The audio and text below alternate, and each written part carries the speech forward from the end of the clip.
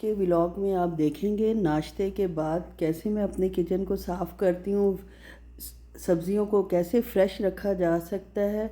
और इसके अलावा फ़िश के लिए स्पेशल चटनी बनेगी जो कि कमर्शियल चटनी है जो बाज़ार में फ़िश के साथ मिलती है।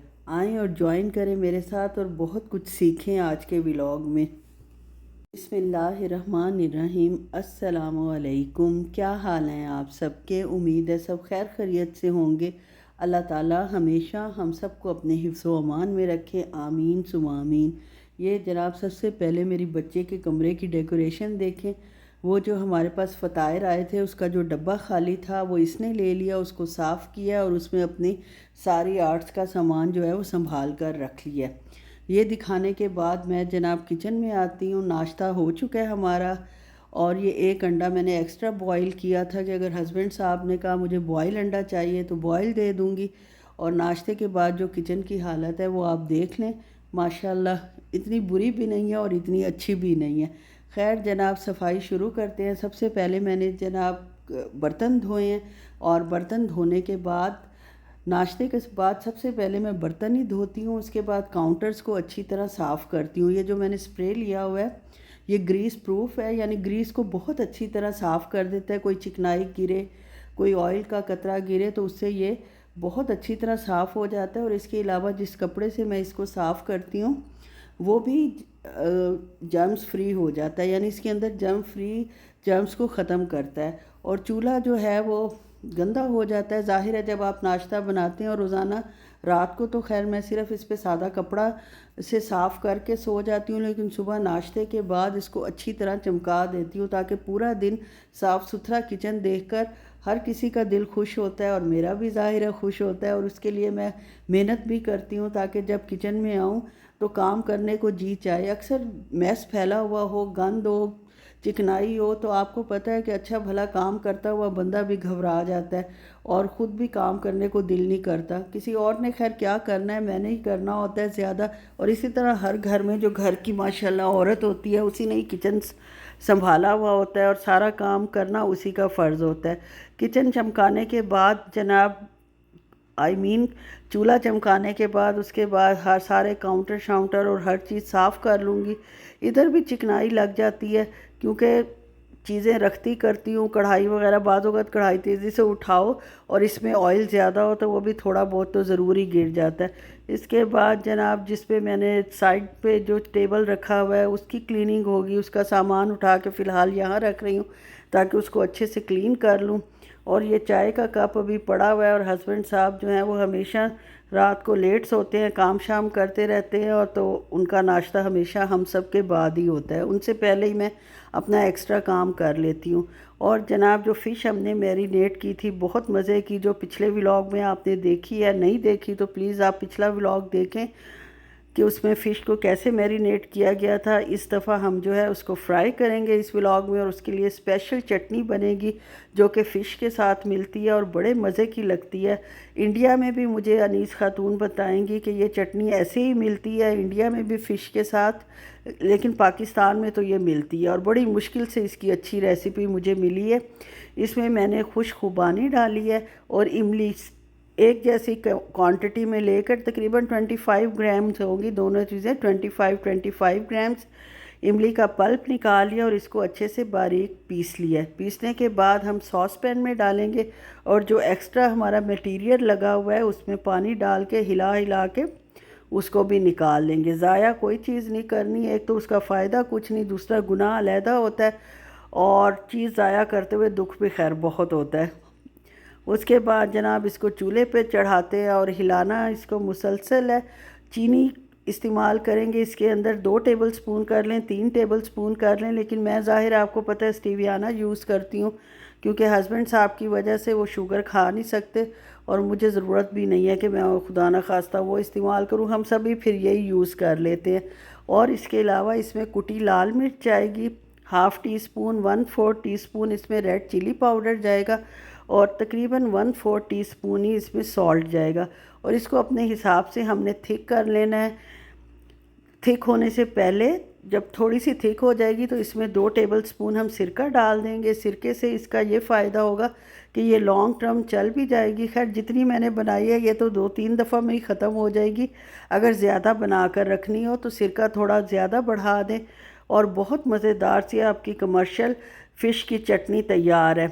ये सब काम करने के बाद और नाश्ता भी अब हस्बैंड साहब को दिया जा चुका है, तो किचन की सफाई शुरू हुई है।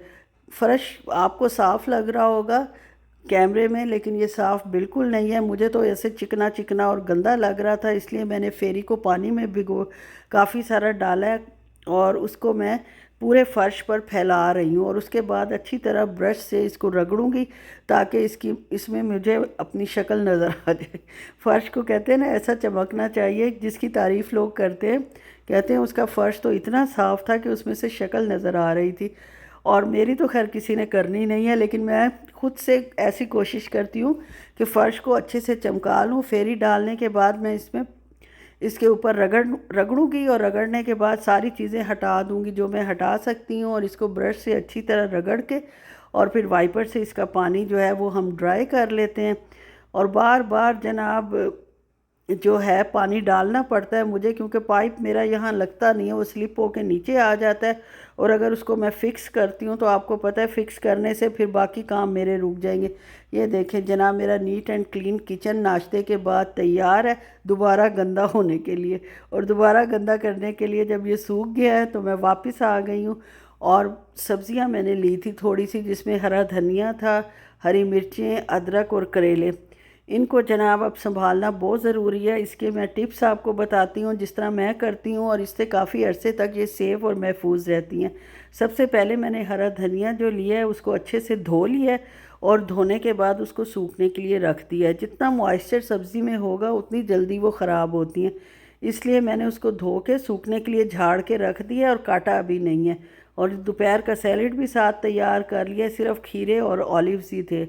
अब अदरक को मैंने संभालना है। और अदरक को कैसे संभालूंगी कि इसको छीलूंगी नहीं, छिलकों समेत इसको अच्छे से धो लूँगी। मट्टी शट्टी लगी हुई होती है, इस बात का ख्याल करना चाहिए कि छिलकों समेत ही इसको हमने अच्छी तरह धोना है और इसी को चॉप करना है। पेस्ट बनाने की बजाय चॉप करना ज़रूरी अच्छा होता है। पेस्ट जो है एक तो कलर चेंज कर लेती है, आपको पता है ग्रीन से कलर की हो जाती है। ऑयल डालना पड़ता है अगर उसका कलर ख़राब नहीं करना। बारीक चॉप करने से एक तो इसका कलर ख़राब नहीं होता, दूसरा आप इसको आराम से फ्रीज़ कर सकते हैं किसी ट्रे में डाल के, और इसका टेस्ट भी अच्छा होता है। अक्सर होटल्स में मैंने देखा है कि वो लोग अदरक को छीलते नहीं हैं, छिलकों समेत ही यूज़ करते हैं, और हमारे पठान भाई भी। इससे बहुत अच्छा जायका आता है सालन में। कभी आज़मा कर देखें और फिर मुझे कमेंट में भी बताएं कि आपको ये मेरा तरीका कैसा लगा है और कोई टेस्ट में फ़र्क लगा है आपको अदरक के कि नहीं। बस इसको मैंने बैलेंस कर दिया और फ्रीज़ कर दूंगी। जब फ्रीज़ हो जाएगी तो इसको शॉपर में निकाल लेंगे अपने, या किसी डब्बे में निकाल लूँगी और आराम से यूज़ करती रहूँगी काफ़ी अरसे तक। मिर्चें मैंने 2 तरह की ली थी, समझ नहीं आ रही थी कि कौन सी मिर्च तीखी है और कौन सी मिर्च खुशबूदार है।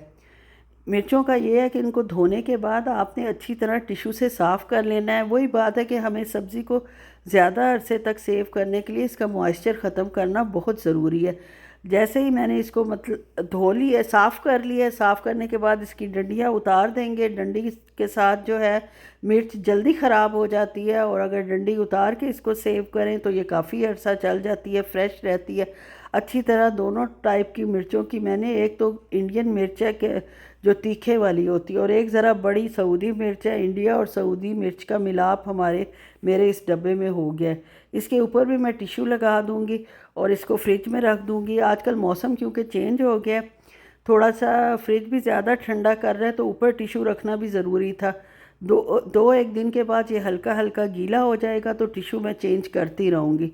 अब जनाब करेलों की बारी आई है। सारी गर्मियाँ करेले और भिंडी चली है, और जब सीज़न चेंज हो रहा है और अब इनमें वो टेस्ट भी इतना अच्छा नहीं रहा, लेकिन जनाब फरमाइश यही है कि करेले कीमा बनाया जाए।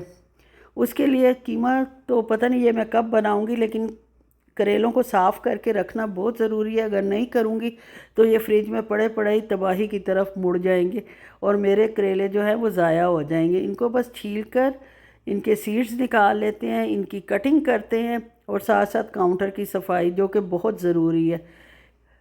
छीलने के बाद जनाब इसको मैं काटूंगी बारीक बारीक, जिस तरह कीमे में हम लोग पसंद करते हैं। हम लोग क्या, मेरे हस्बैंड पसंद करते हैं। मैं ज़्यादातर खाना खुद तो हम जिस तरह मर्ज़ी खा लेते हैं, लेकिन बनाती उनकी चॉइस से हूँ ताकि वो खुश होकर खा लें और थोड़ा सा अच्छा कह दें तो दिल जो है औरत का खुश हो जाता है।